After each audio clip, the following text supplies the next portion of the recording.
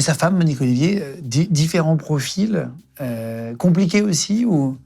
Alors, Monique Olivier, je l'ai vue en Belgique, et c'est l'image que j'ai souvent employée, c'est celle d'une mode de beurre dégoulinante, gémissante, se présentant comme victime, victime du destin, victime d'un père qui ne l'a pas aimé, victime d'une mère qui s'occupait de sa mère malade, victime de ses frères, victime de ses maris, bon, victime de tout. Voilà. Donc, elle gémissait sur le sort d'une victime.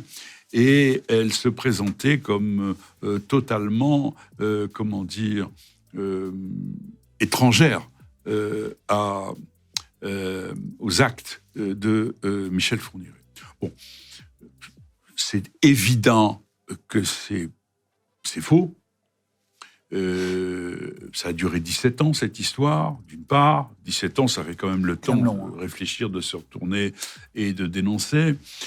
Et d'autre part, on sait qu'elle a eu une participation très active et tout à fait répugnante à la préparation, si je puis dire, de cette cérémonie, avec beaucoup de guillemets, qui conduisait au viol et à la mort des victimes. Bon, donc, c'était pas du tout crédible la version qu'elle donnait. Mais vous savez... nous, on n'est pas là pour porter des jugements de valeur. Non, mais vous en avez intérieurement quand même. Là, je vous parle en tant qu'homme, pas en tant que psychiatre. Oui, mais c'est très important de le dire parce qu'on n'a pas besoin d'un psychiatre pour savoir que ce qu'ils ont fait est répugnant, dégueulasse, horrible, etc. C'est pas besoin. Hein. Donc, le psychiatre, il est là, s'il fait bien son travail, pour essayer de décortiquer les processus qui font que cette personne en est arrivée là et a commis ça. Hein. Donc, moi, je n'ai pas porté... Bien entendu que je réagis, bien entendu que ça me fait éprouver des choses, mais je ne suis pas là pour ça. Hein.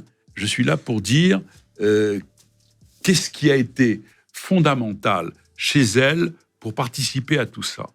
Et la réponse qui a été la nôtre, c'est que, pour une fois dans sa vie, elle n'était pas la victime.